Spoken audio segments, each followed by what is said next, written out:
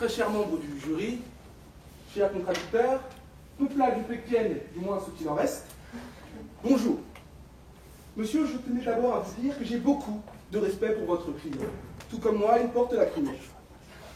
Mais je tiens à remercier les membres du organisateur du concours qui, en m'octroyant la tâche de défendre la théorie selon laquelle le lion devait s'associer avec le cafard, m'ont adoubé chevalier de la Blatoptère. Je vous remercie et c'est vêtu de ce prestigieux apparat que la vérité je me propose de faire ici apparaître. Cafard, cancrelat. Le mépris avec lequel ces mots sont prononcés, à vrai dire, m'épate.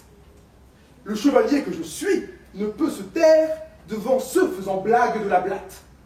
Malheur, malheur, malheur à celui qui se rit de l'indigent. Oui, le plus illustre, le plus aisé l'apprendrait à ses dépens. J'ai décidé de présenter ma plaidoirie sous forme de fable, et je me réjouis d'avance d'entendre dire « Monsieur Montieu, ce candidat a un culot ineffable. Après tout, si les membres d'un des procès proposent, les plaideurs que nous sommes, vous et moi, disposent. Blatte, lion, tant de différences entre eux qu'elles nous éclaboussent. L'un petit modeste, paria de la ville, l'autre splendide, majestueux, roi de la brousse. Mais puisqu'il est question de s'associer, que peut nous en dire le Larousse? Associer, fait de réunir des personnes pour une action ou une entreprise commune. La notion est donc polysémique, puisque si cette réunion peut n'être que factuelle, elle peut aussi être juridique. Et je vous en conjure, ne vous voilez pas la face, quel que soit le cas de figure, le lion y trouvera bénéfice. Je m'en vais vous le démontrer ici, maintenant et sans aucun artifice. Le lion et le cafard. Sa Majesté, se repaissant d'un mets sanguinolent, entendit de son flanc lui venir des propos sucrés. « Mon bon seigneur, pourriez-vous vous entretenir avec une créature sans digne nom, sans vous en sentir insulté ?» Il se retourne et voit devant lui un cafard. Devant lui, un attaché case à la main, une cravate et le mocassin qui reluit. Ahuri, Simba, oui car mon lion s'appelle Simba, j'ai eu une enfance. Ahuri, Simba ne put s'empêcher de pouffer, de rire. Sa bouchée, manquant de peu, de l'étouffer. Que veux-tu, petit être? Ne vois-tu pas que tu es sur mes terres? Je le vois, Seigneur. Mais je suis venu parler affaires. Affaires, lui répondit le fer. Comment le tout pourrait-il être intéressé par les affaires du rien? Je suis roi en ces contrées, monarque suprême de la suprématie elle-même. Si une créature en ces lieux me défie, il me suffit de rugir pour qu'elle m'aime. Alors vous, vermine nuisible, disparaissez et ne venez jamais plus me tenir de propos si risibles. C'est calme que le cafard le regarda dans les yeux et, ne craignant aucun dommage, rappela à ce cher monsieur qu'il était au chômage, qu'il était craint, certes, mais que son inertie empêchait qu'on le respecte. Mais sire, vous êtes un homme au foyer et dormez du jour jusqu'au jour. Les propos qui se tiennent à votre égard au sein même de votre cour, malheureusement, je vous prie de le croire, ne manquent pas de traits d'humour. C'est votre lionne qui fait tout, de la chasse à l'éducation. Je vous offre sur un plateau d'argent le billet vers votre émancipation. La blague lui expliqua qu'elle voulait bâtir un complexe immobilier, un lieu de villégiature, et que le prestige de son interlocuteur lui permettrait d'obtenir les clients, mais aussi les pâtures. Qu'allouer une partie de son territoire à cette entreprise lui assurerait des revenus certains et une tranquillité acquise. Cancrelat, disparaît! La rareté de ta verve t'a jusqu'ici préservé, mais je ne saurais garantir ta survie si contre ma personne une insulte de plus était proférée.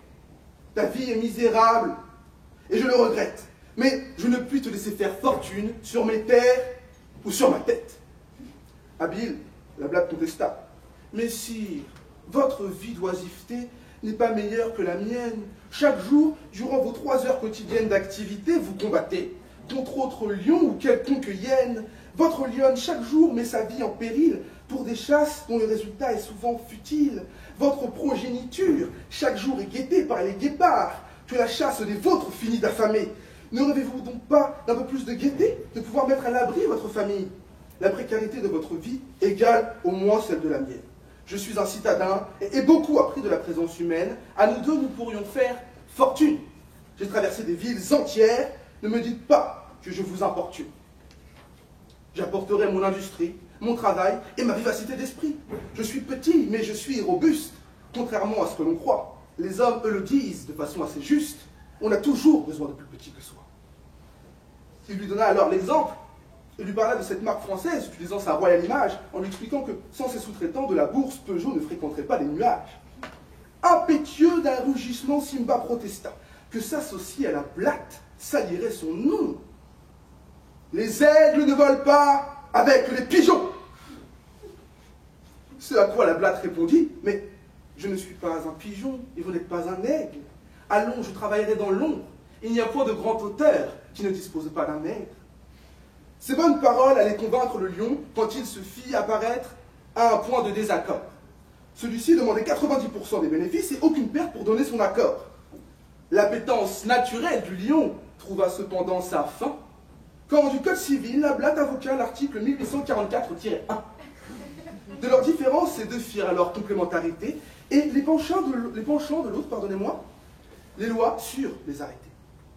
Alors le lion, dans cette affaire, peut s'associer avec le cafard. Ils sont même complémentaires. L'un est fainéant, l'autre actif. Ils peuvent faire fructifier quelque chose. On a vu à leur relation qu'elle pourrait être biaisée par des rapports de force inégaux. Mais le droit se propose de venir les corriger. Il n'y a donc pas d'obstacle à cette association.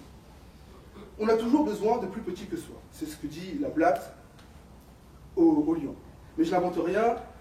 Dans sa fable, Le lion et le rat, de La Fontaine l'explique également. Le lion, au final, c'est l'image du puissant. Le cafard, celle de l'indigent. Et de façon générale, la société humaine est basée sur cette association entre le faible et le puissant. Je vais vous l'expliquer. En effet, quand on y réfléchit, c'est sur cette association que se fonde le pacte social. Le riche, qui dispose, a tout intérêt à s'associer avec l'indigent, car celui-ci pourrait représenter une menace, en fournissant du travail à celui-ci, en le chargeant de surveiller ses terres, ou même de les cultiver. Le puissant s'assure du fait que celui-ci ne représentera pas une menace pour ses biens ou pour sa propre vie. Ainsi se forme un pacte social, une société humaine, dans laquelle une complémentarité naît entre le lion et le cafard. L'un a, pour ainsi dire, besoin de l'autre pour survivre. Et je dirais même que le lion doit s'associer au cafard pour survivre. L'histoire est de mon côté, chers contradicteurs, ne vous inquiétez pas jamais. Je vous parlerai de l'histoire de Louis VIII, donc roi de la dynastie capétienne, qui accède au trône en 1223, à la suite de la mort de son père Philippe II, et qui décède en 1226. Un règne assez court, où il y a des...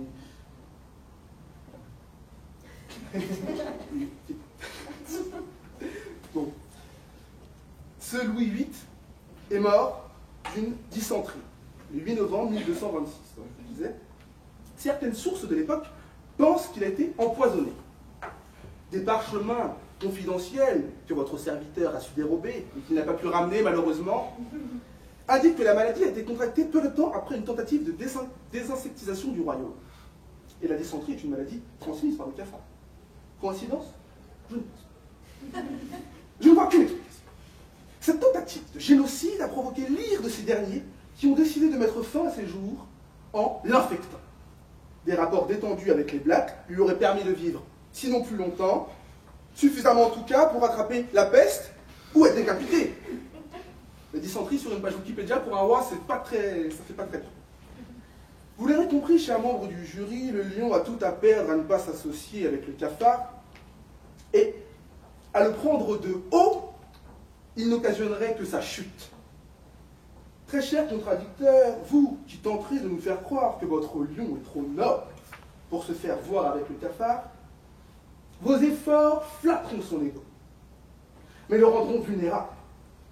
Et tout le monde saura que vous avez failli quand dans la savane résonnera ce chant funeste. Dans la jungle, terrible jungle, le lion est mort ce soir. Merci.